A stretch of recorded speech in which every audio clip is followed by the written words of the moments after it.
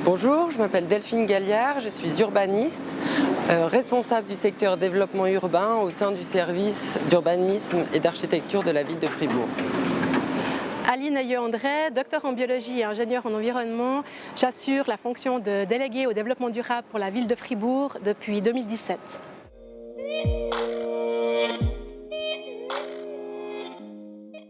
On désigne communément par îlot de chaleur le phénomène physique par lequel la chaleur se concentre dans une sous-structure urbaine. La température de ce fait augmente en comparaison aux autres masses d'air environnantes.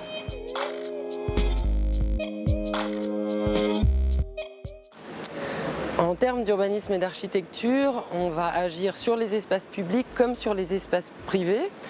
Trois pistes sont possibles, l'urbanisme et l'architecture, la présence de l'eau en ville ainsi que la couleur des matériaux.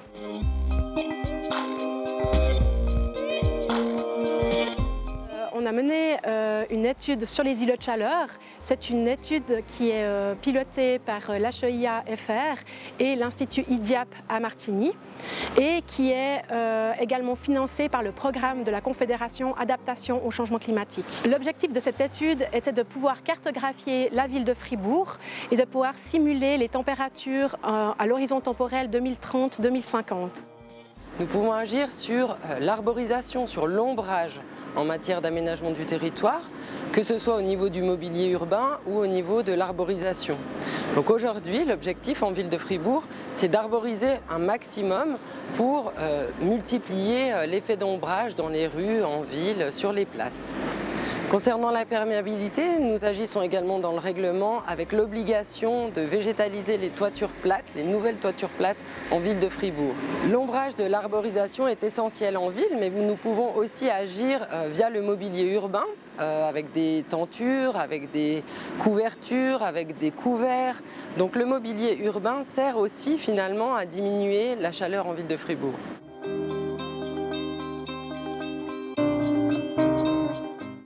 Le projet de pavillon démo MI2 est un projet porté par l'HEIA-FR, associé à la ville de Fribourg, financé aussi par le Smart Living Lab, par le canton de Fribourg et par divers contributeurs privés qui ont eu l'opportunité d'y participer via un crowdfunding. L'objectif principal de ce pavillon est double. D'abord, il s'agissait de mettre en application les mesures préconisées dans le projet d'îlot de chaleur urbain et puis d'en faire des mesures concernant la température locale. Démo MI2 est donc d'abord un projet de recherche avec un pavillon d'environ 40 mètres carrés où on peut vivre les conditions climatiques propices pour assurer un confort urbain lors des fortes chaleurs. Pour la ville de Fribourg, ce pavillon est très intéressant car il permet de faire expérimenter aux passants et aux citoyens le phénomène d'îlot de chaleur et de pouvoir le sensibiliser au fait que des mesures simples peuvent améliorer son confort tous les jours. Dans le cadre de sa stratégie de développement durable, la ville de Fribourg a répertorié dès 2017 toutes les actions déjà entreprises ou en cours d'élaboration des différentes politiques sectorielles. Cela concernait notamment l'urbanisme, l'énergie, la mobilité. En même temps, des différentes études ont été menées, notamment pour pouvoir rendre compte à l'avenir des efforts entrepris par la ville de Fribourg en ce qui concerne l'atténuation et l'adaptation au changement climatique. Par exemple, en concernant l'atténuation des gaz à effet de serre, un bilan CO2 du territoire et de l'administration a été réalisé et par rapport à l'adaptation au changement climatique, le présent projet d'îlot de chaleur urbain contribuera à donner des pistes de réflexion pour cette thématique. Donc actuellement, ces études arrivent à terme et elles permettront d'initier un plan climat pour la ville de Fribourg. Personnellement, j'essaye d'agir en termes de mobilité, en modifiant mes types de déplacements, en maximisant le vélo.